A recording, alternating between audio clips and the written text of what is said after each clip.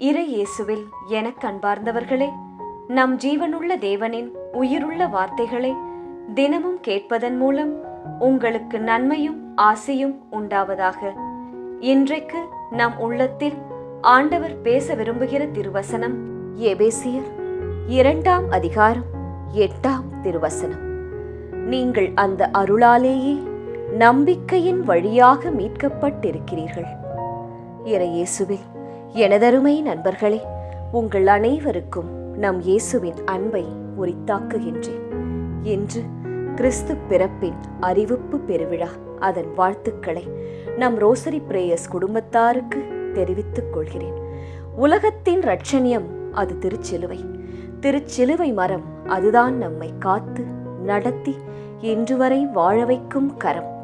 இந்த தவக்காலத்தில் அன்றாடம் திருச்சிலுவை பாதை செய்யுங்கள். அது நிச்சயம் ஆசீர்வாதமாய் அமையும். நண்பர்களே, நம் ரோசரி பிரேயர்ஸ் குடும்பத்தாருக்கு இதை நினைவூட்டுகிறது எனது கடமை என்று உணர்கிறேன். இன்றைய வசனம் கூறுகிறது, நீங்கள் மீட்கப்பட்டது அந்த அருளாலே என்று. அதுதான் சிலுவையில் தம்மையே கையளித்த நம் இறை இயேசுவின் அருள். திருச்சிலுவை அது நம்மிடம் பல காரியங்களை சொல்ல ஆவலாய் காத்திருக்கின்றது. நாம் தான் அந்த செய்திக்கு காது கொடுப்பதே இல்லை. தனிமையில் நமக்காய் சிலுவையில் தொங்கியபடி காத்திருக்கும் இயேசுவையும் காண, ஜெபிக்க, துதிக்க, வணங்க ஆலயத்திற்கு அடிக்கடி செல்வதும் இல்லை. அப்படி நம் ஆன்மாவை துரிதப்படுத்த சிலுவை நமக்கு சொல்லும் செய்தியை கேட்டால் அது நம்மிடம் என்னவெல்லாம் பேசும் என்று தெரிந்து கொள்வோமா?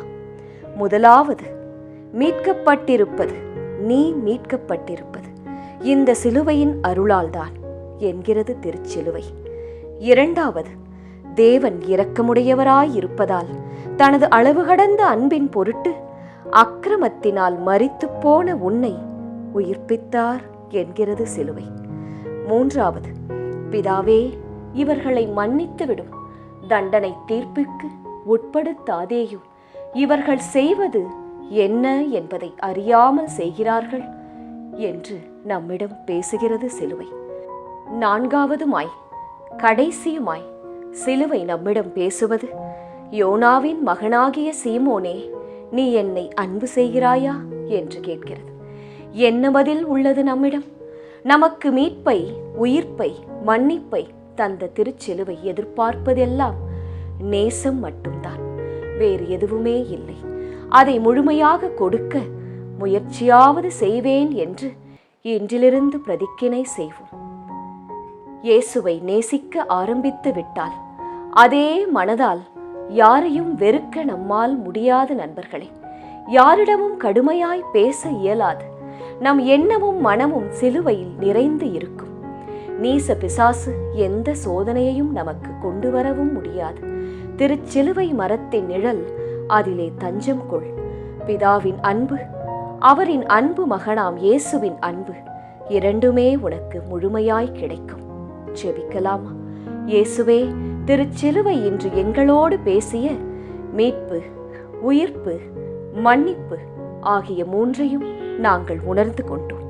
உம்மை முழுமையாய் அன்பு செய்ய புதிய இருதயத்தை எங்களுக்குள் வையும். யோனாவின் மகனாகிய சீமோனே, நீ என்னை அன்பு செய்கிறாயா என்று இனி ஒருமுறை உமது குரல் என்னில் ஒலிக்கும் போது, ஆம் ஆண்டவரே, பேசும், உமது அடியேன் கேட்கிறேன் என்று பதில் கூற அர்ப்பணிக்க அருள்தாரும் இயேசுவே. ஆமேன். இயேசு கிறிஸ்துவின் பெரிதான நாமத்தின் நிமித்தம் ஜெபிக்கிறோம். ஆமேன்.